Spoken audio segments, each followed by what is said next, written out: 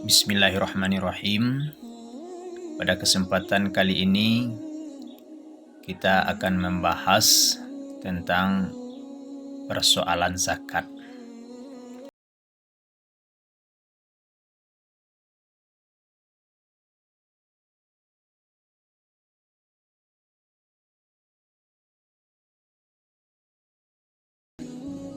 Rasulullah SAW bersabda, "Buniyal Islam ala khamsin. Syahadati an la ilaha illallah wa anna Muhammadar Rasulullah wa iqamis shalah wa ita'iz zakah wal haji wa saumi Ramadan." Islam dibangun di atas 5 pilar. Yang pertama, kesaksian bahwa tiada Tuhan melainkan Allah dan Muhammad adalah utusan Allah. Yang kedua, mendirikan sholat. Yang ketiga, menunaikan zakat. Yang keempat, haji. Dan yang kelima, puasa di bulan Ramadan. Istilah zakat itu berasal dari kata Arab, dari bahasa Arab, az-zakah, artinya suci atau kesucian. Secara etimologi dapat diartikan berkembang dan berkah. Seperti dalam ungkapan zaka zar'u, tanaman itu berkembang. Jadi zakat itu adalah suci atau kesucian. Qad aflaha man zakkaha. Sungguh beruntunglah orang-orang yang mensucikan jiwa itu. Zakat disebutkan mensucikan, disebutkan dia berkembang karena harta kekayaan yang dizakati akan semakin berkembang berkat dikeluarkan zakatnya. Zakat juga membersihkan orang yang menunaikannya dari dosa dan kesalahan. Jadi zakat itu adalah suatu ukuran atau kadar harta tertentu yang harus dikeluarkan oleh pemiliknya untuk diserahkan kepada orang yang berhak menerima, dengan syarat-syarat tertentu.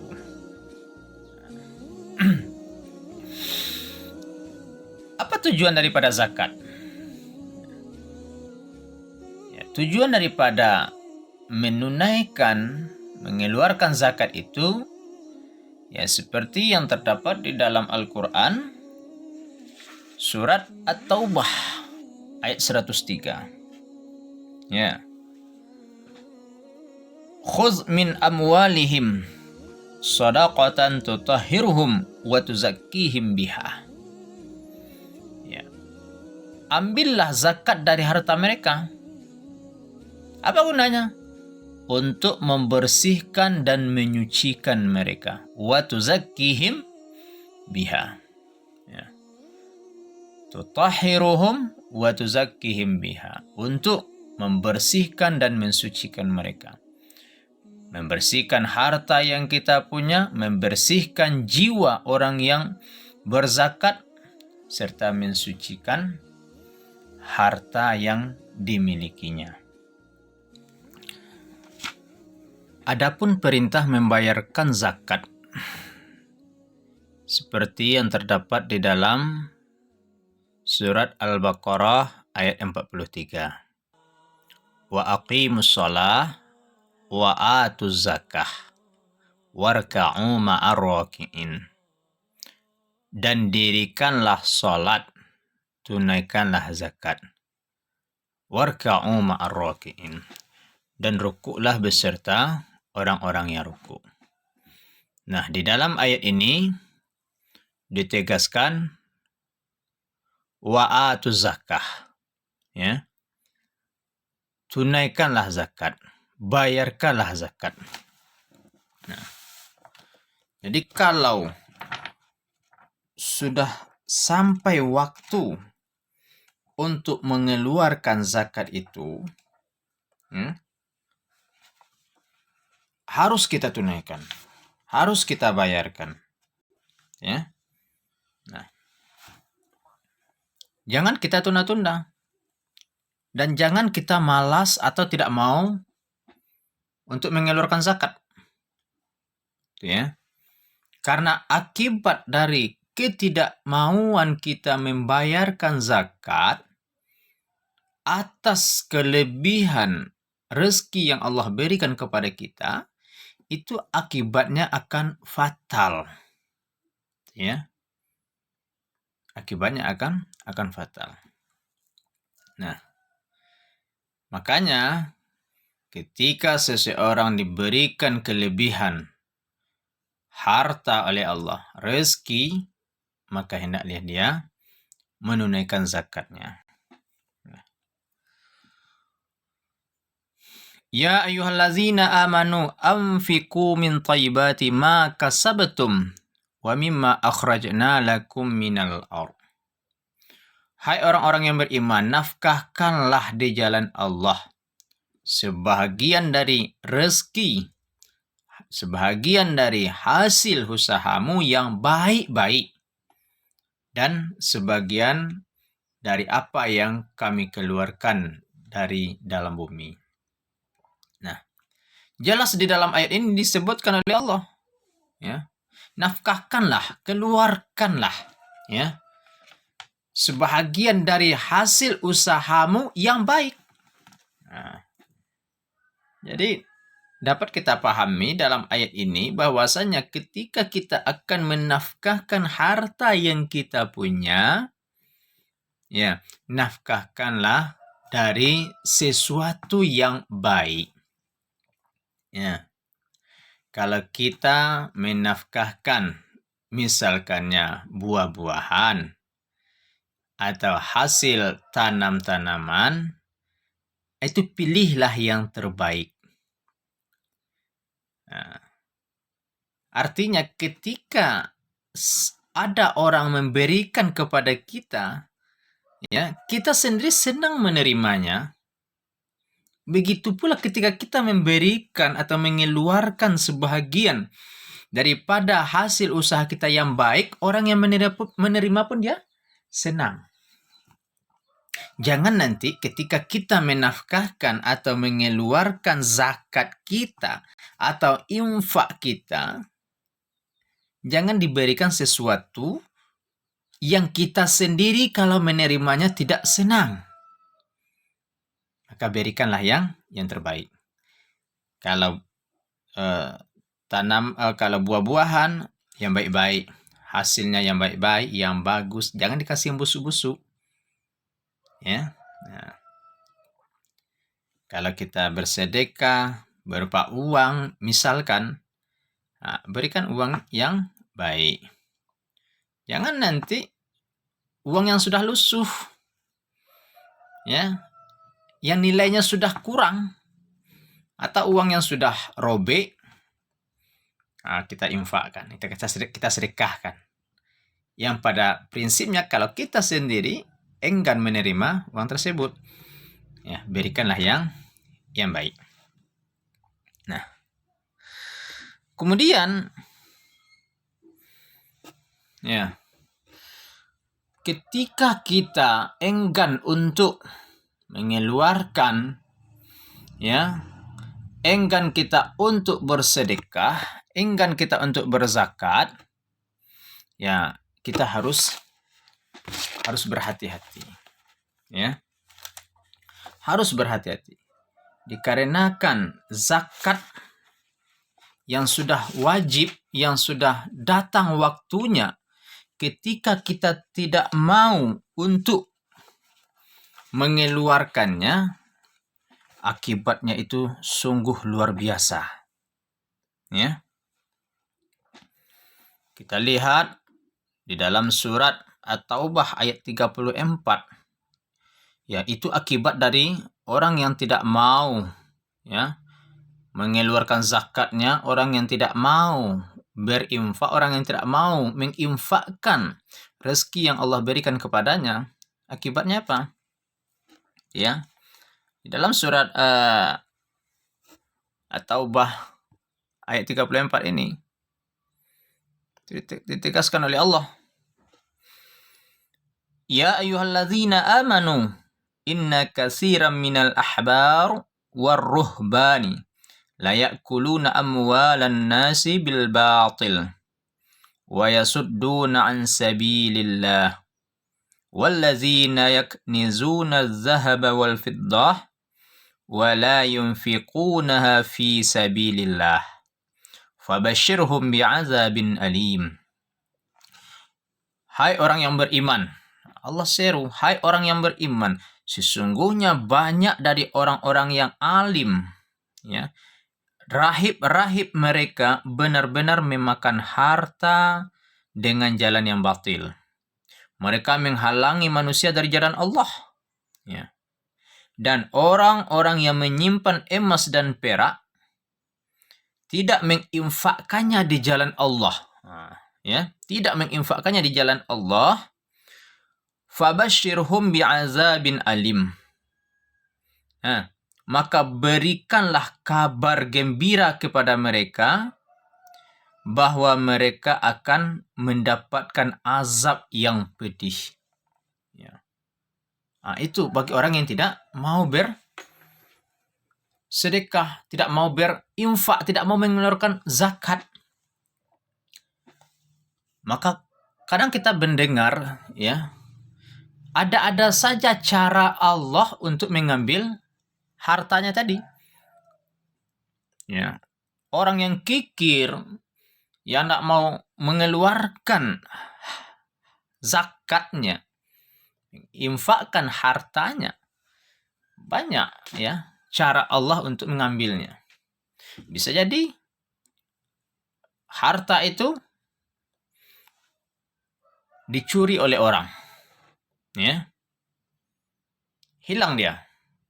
Bisa jadi Allah ambil harta itu dengan cara mungkin rumah dia terbakar, ya, rukonya terbakar,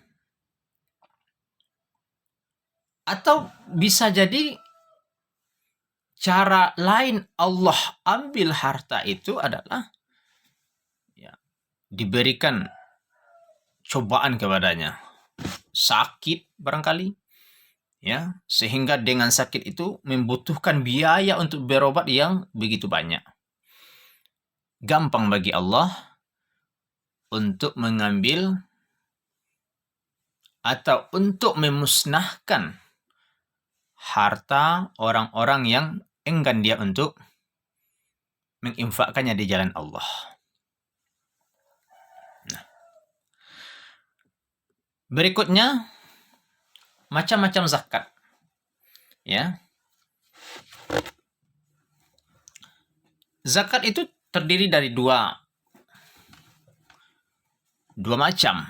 Pertama ada namanya zakat fitrah, dan kedua ada namanya zakat mal. Ya. Kalau zakat fitrah itu adalah, ya, zakat jiwa atau zakat pribadi. Ya, disebut dia zakat jiwa itu, ya. Itu setiap orang yang beragama Islam harus memberikan harta, baik itu berupa makanan pokok, ya, atau berupa barang yang lain seperti uang, ya, yang harus diberikan kepada yang berhak menerimanya. Nah, ini waktunya ditentukan. Jadi kalau zakat fitrah itu waktunya ditentukan. Kapan itu? Nah, dikeluarkan pada bulan Ramadan, ya, sampai sebelum khatib naik mimbar, ya, pada bulan Syawal. Nah, itu zakat fitrah. Jadi zakat fitrah itu dibayarkan ketika bulan Ramadan sampai sebelum khatib naik mimbar pada bulan Syawal. Nah, makanya ada orang yang bayar zakat itu, ada yang di awal Ramadan, ada pertengahan Ramadan, ada di akhir Ramadan. Itu ya. Nah, yang kedua itu zakat mal. Ya.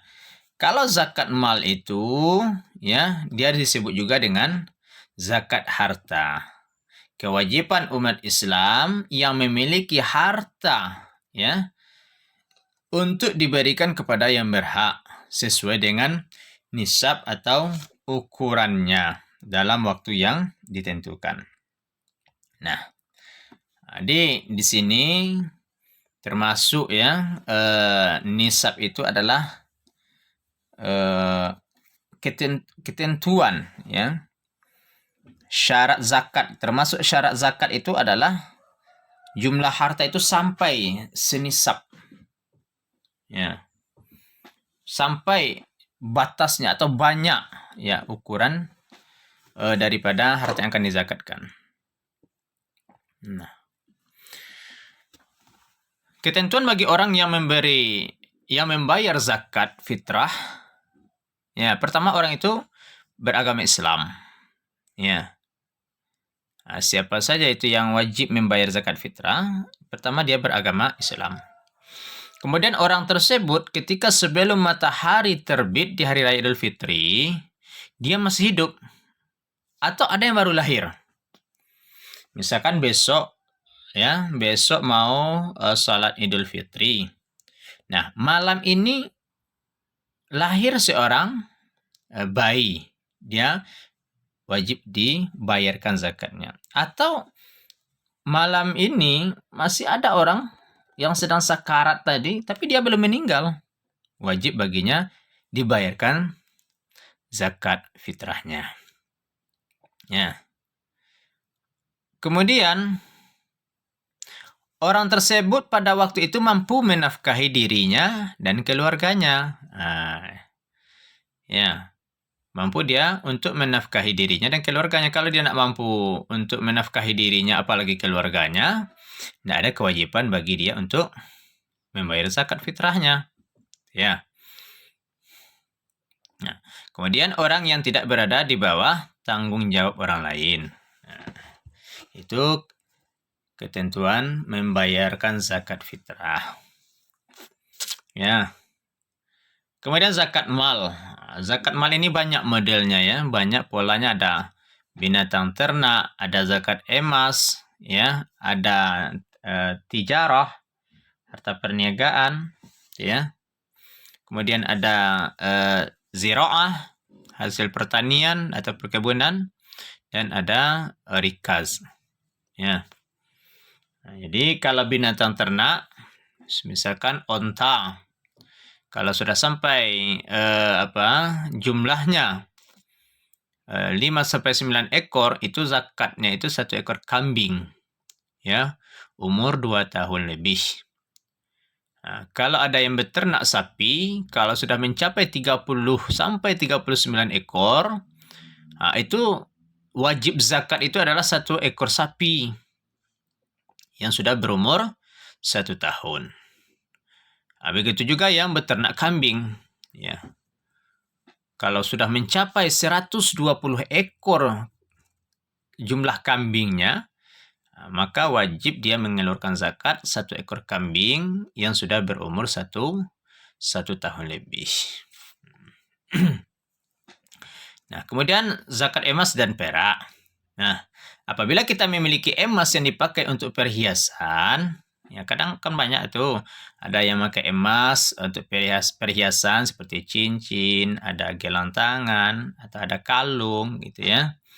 Nah, sebagian besar ulama berpendapat tidak wajib dizakatkan.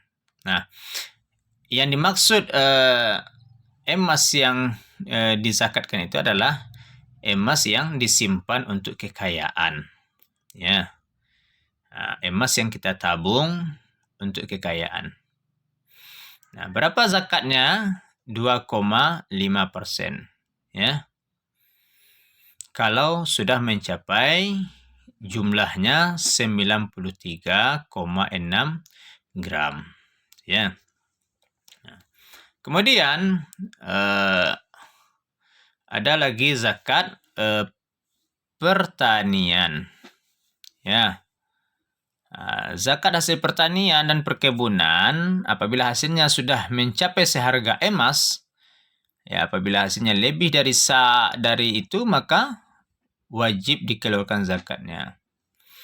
Ada dua, apabila pertanian, ya, airnya alami, ya, tak ada hujan, tidak membutuhkan biaya, itu zakatnya 10%.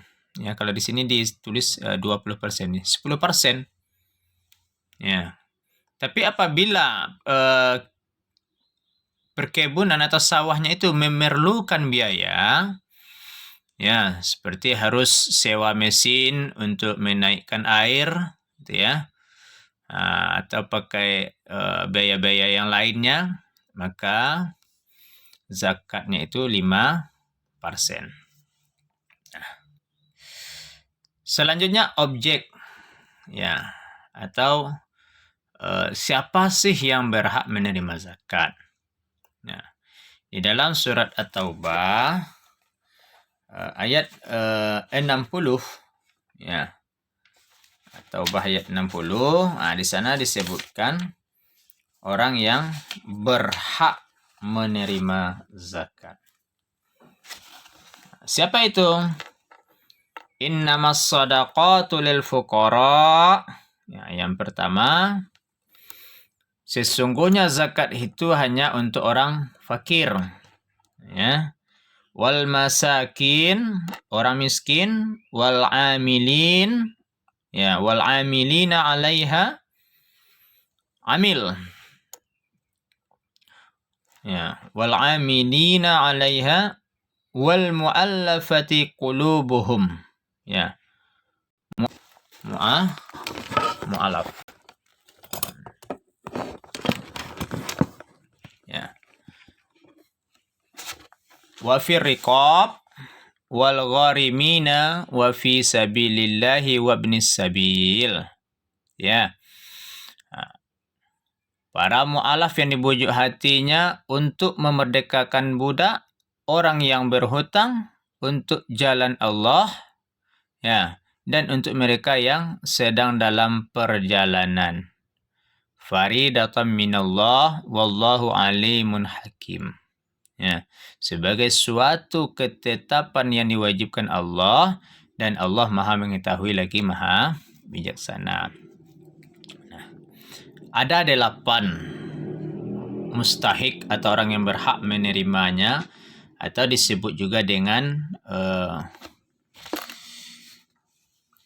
hasnaf yang 8. Nah, itu ya.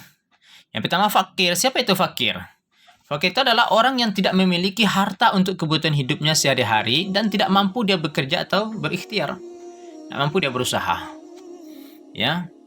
Kebutuhan sehari-harinya susah. Ya. Ini fakir. Ya. Harta dia tidak punya, ya. Kemudian kemampuan dia untuk bekerja juga tidak ada. Yang kedua, miskin. Nah, miskin ini adalah orang yang memiliki penghasilan, ya, dia punya usaha, dia punya pekerjaan, namun tidak mencukupi untuk kebutuhan hidup sehari-hari atau untuk menghidupi keluarganya. Nah, jadi miskin ini udah di atas fakir. Kalau fakir memang sama sekali tidak punya dia. Ya, usaha tidak punya, tenaga tidak punya, ya, untuk berusaha pun juga nggak kuat. Tapi kalau miskin ini, dia sudah punya usaha, dia punya penghasilan, tapi tidak mencukupi untuk kebutuhan harian dan juga tidak mencukupi untuk kebutuhan keluarganya. Ya. Kemudian yang ketiga, amil. Ya. Amil ini adalah orang-orang yang bertugas untuk mengumpulkan dan membagikan zakat. Ya. Atau disebut juga dia dengan panitia zakat. Yang keempat, mu'alaf. Ya. Mu'alaf itu orang yang baru masuk Islam. Jadi orang yang baru masuk Islam itu dia harus berlunak-lunak dengannya, ya. Nah, dia butuh bimbingan, ya. dia butuh pembinaan. Nah, maka mu'alaf itu dia termasuk mustahik. Ya. Nah, yang keenam adalah hamba sahaya atau disebut dengan budak. Ya, orang yang belum merdeka. Ya. Tapi kalau sekarang ada lagi yang namanya hamba sahaya, budak tidak ada. Ya. Nah, selanjutnya ada gharim. Ya, gharim itu adalah orang yang memiliki hutang piutang. Ya. Namun dia tidak mampu untuk membayarnya. Ya. Ya, berhutang itu untuk keperluan yang baik. Ya. Bukan untuk kemaksiatan. Ya. Selanjutnya fi sabilillah. Ya. Orang yang berjuang di jalan Allah. Seperti para syuhada, ya, ulama, ya, orang yang belajar, ya. Jadi fi sabilillah. Kemudian ibnu sabil, orang yang dalam perjalanan atau musafir, ya. Termasuk juga di sana ibnu sabil itu adalah orang yang lagi menuntut ilmu, ya, seperti mahasiswa, dia kuliah, ya, jauh-jauh dari kampung halamannya, dia kehabisan bekal di tempat belajar menuntut ilmunya, maka dia termasuk ibnu sabil, ya. Dia termasuk ibnu sabil. Nah, jadi tujuan Allah memerintahkan umat Islam untuk memberikan zakat itu adalah supaya harta yang dimilikinya menjadi bersih dan suci. Ya. Supaya hartanya menjadi suci. Nah, apa rahasia, apa hikmah? Ya, apa hikmah kita diperintahkan untuk berzakat? Yang pertama, zakat itu dapat mensucikan jiwa seorang mukmin yang berzakat dari sifat kikir. Ya, mengantarkan dia kepada sifat dermawan. Jadi bagaimana kita bisa merasakan kepedihan, ya, keluhan orang-orang miskin itu bisa kita rasakan, sehingga timbul rasa iba, rasa kasih sayang kita terhadapnya. Yang kedua, ya, hikmah daripada zakat itu adalah sebagai ibadah yang dapat mendekatkan seseorang itu kepada Allah. Ya. Yang ketiga, zakat itu sebagai wujud dari rasa syukur terhadap nikmat yang Allah berikan. Ya. Jadi di dalam rezeki yang Allah titipkan kepada kita, itu ada hak orang lain. Ada hak orang lain yang harus kita keluarkan, yang harus kita salurkan. Kemudian, dengan adanya kebiasaan memberikan zakat ataupun infak, itu dapat menghantarkannya menjadi seorang mukmin yang jauh dari sifat keborosan dan ketamakan. Ya. Kemudian hikmah lain daripada zakat itu adalah dengan adanya zakat, harta seseorang lebih terjamin, ya. Baik itu dari pencuri, ya, dari kemusnahan, ya. Kemudian dari kesia-siaan. Makanya dengan bersedekah, dengan berzakat tadi, ya, akan dapat menjaga si pemiliknya, menjaga orang yang punya harta dan menjaga hartanya.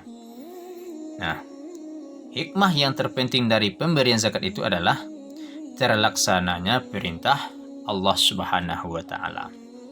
Nah, zakat sebagai amal kebaikan di samping memiliki dimensi ibadah juga memiliki dimensi sosial. Ini menunjukkan bahwa zakat di samping sebagai salah satu bentuk kegiatan mendekatkan diri kepada Allah, ya, juga salah satu bentuk kegiatan yang bersifat sosial.